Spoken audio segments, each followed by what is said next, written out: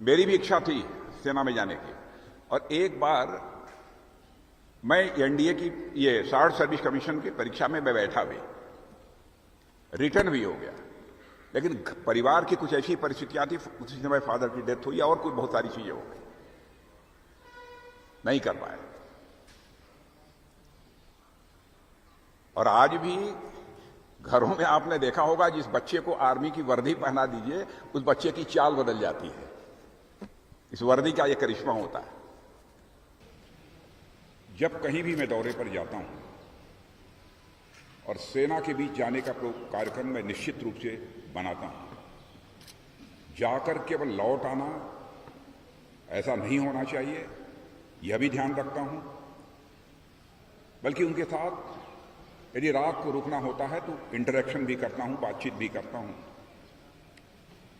जब यह कार्यक्रम तय हुआ था उसी समय मैंने पांडे जी से कहा कि पांडे जी मैं चल रहा हूं, वहां पर अपने असम राइफल और 57 माउंटेन डिवीजन के अपने जवानों और अधिकारियों से मैं मिलना चाहूंगा, और सचमुच आप सबसे मिलकर मुझे बेहद खुशी हुई है।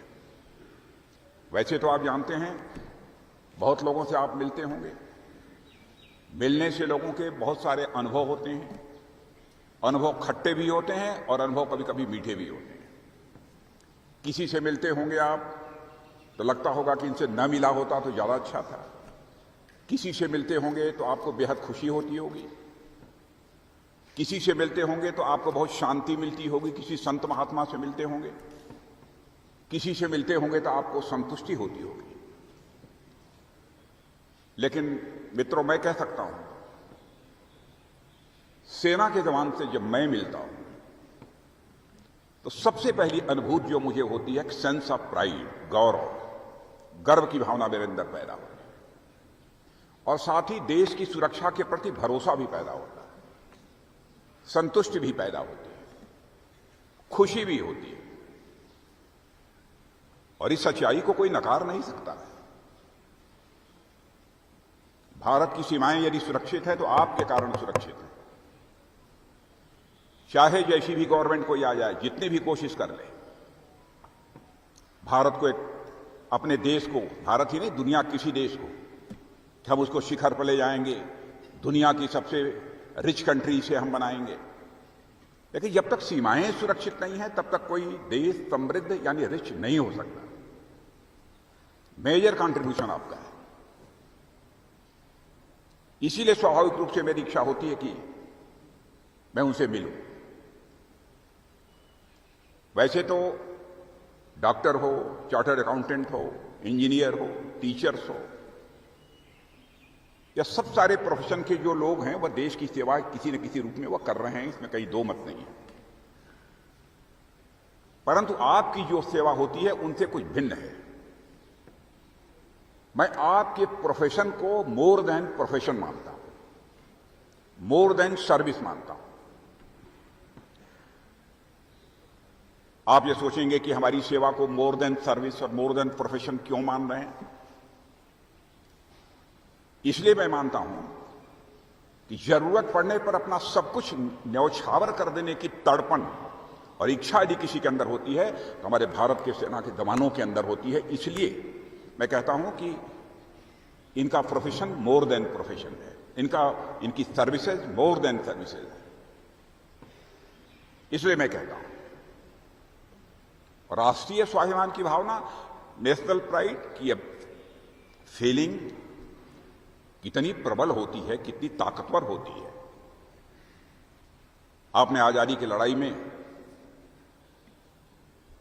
जो भी नौजवान लड़े उस समय, चंद्रशेखर आजाद, सरदार भगत सिंह, अशफाकुल्लाह खां, खुदीराम बोस, इन सब सारे लोगों का नाम सुना हो। सर्वस्व अपना न्यौछावर कर दिया। यह जानते थे कि यह काम करूंगा उसका अंजाम हमारी मौत है, फिर भी लड़ते रहे। भारत आजाद होना चाहिए। और चंद्रशेखर आजाद के बारे में तो आप जानते होंगे, इसी इलाहाबाद के कंपनी गार्डन में अपने रिवाल्वर की गोलियों से दुश्मनों को भूनते भूनते जब रिवाल्वर में अंतिम गोली बची तो उन्हें इस बात की चिंता होने लगी कि कहीं अंग्रेजों की विदेशी गोली हमारे सीने में प्रवेश न कर जाए और मैं समाप्त न हो जाऊं, इसलिए अपने रिवॉल्वर की अंतिम गोली अपने ही सीने में डाल दी। यह जज्बा है। अशफाकुल्ला खान 21 साल की जवानी, मां कहती थी बेटा शादी करो, मां के आग्रह को टाल देता था। फांसी की सजा हो गई अंग्रेजों की हत्या करने के मामले में, फांसी के तख्त पर ले जाया गया। मजिस्ट्रेट ने पूछा, बोलो अशफाकुल्ला, तुम्हारी अंतिम मुराद क्या है? अशफाकुल्ला ने कहा, ऐ मजिस्ट्रेट, जाकर मेरी मां तक यह संदेश पहुंचा दे कि तुम्हारा बेटा अशफाकुल्ला आज फांसी के तख्त पर खड़े होकर अपनी शादी रचाने जा रहा है, अपनी निकाह करने जा रहा है। मजिस्ट्रेट ने कहा, क्या तुम अपना मानसिक संतुलन खो बैठे हो? उन्होंने कहा नहीं। कहें कहां है वह लड़की जिसके साथ तुम शादी करने जा रहे हो? बहादुर अशफाकुल्ला खान ने, राष्ट्रीय स्वाभिमान के धनी अशफाकुल्ला खान ने कहा था, ऐ मजिस्ट्रेट, क्या तुझे दिखाई नहीं देता है? मेरे आगे जो है फांसी का फंदा है, यही वो हमारी महबूबा है जिसे आज मैं अपने गले से लगाने जा रहा हूं, जिसके साथ मैं अपनी शादी रचाने जा रहा हूं। यह है राष्ट्रीय स्वाभिमान की बात। इंडो चाइना स्टैंड ऑफ चल रहा था उस दौरान, शायद आप लोगों को पूरी जानकारी न मिली हो, मैं जानता हूं, उस समय के आर्मी चीफ जानते हैं। जिस शौर्य और पराक्रम का परिचय हमारे सेना के जवानों ने दिया है, मेरे मित्रों, यह देश सदैव आपका ऋणी रहेगा, सदैव आपका ऋणी रहेगा। यह कोई छोटी बात नहीं है। यहां आ जाते हैं, कोई जाति नहीं, कोई धर्म नहीं, कोई मजहब नहीं। धर्म और दायित्व तो हमारा है देश की सुरक्षा का है, कोई रंग नहीं, सभी एक रंग में रंगे हुए हैं। यह स्थिति है। और 57 माउंटेन डिवीजन की बात तो अलग है।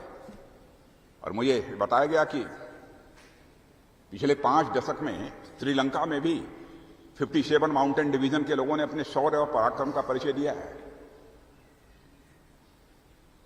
और आप लोगों ने 71 वार में भी महत्वपूर्ण भूमिका निभाई है।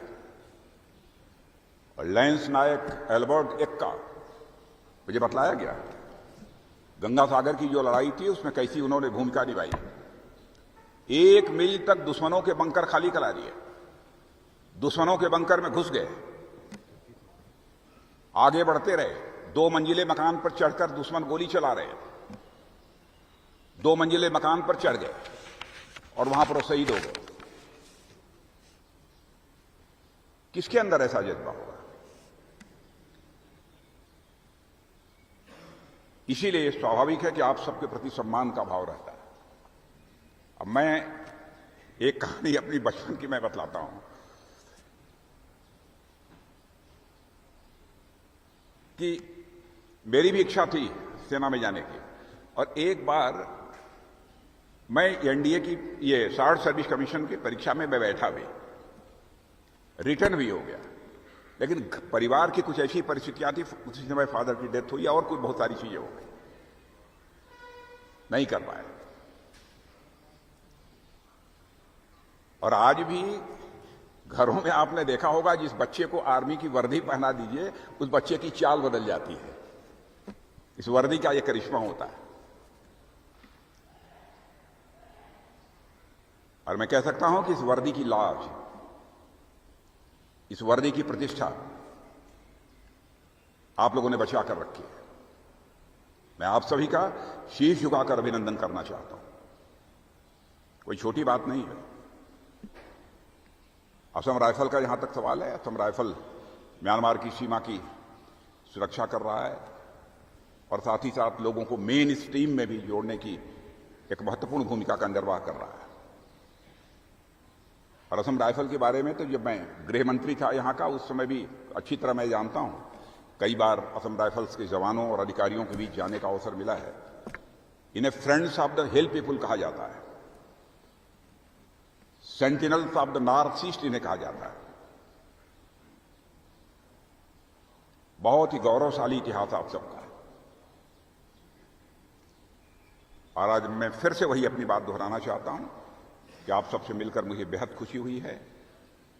और मैं कह सकता हूं कि अब हमारी सेना धीरे धीरे ऐसी स्थिति में पहुंच रही है कि शायद एक आध दशक के बाद हमें कह सकते हैं कि दुनिया में सर्वश्रेष्ठ यदि फौज कहीं की है तो हमारे भारत की है, यह हम विश्वास के साथ कह सकते हैं। इसी के साथ मैं आप सबको भी शुभकामनाएं देता हूं। आपके माता पिता और परिवारजन, उनके प्रति भी हृदय से सम्मान व्यक्त करता हूं और इन्हीं शब्दों के साथ मैं अपना निवेदन समाप्त करता हूं। वीके न्यूज, राष्ट्र के नाम।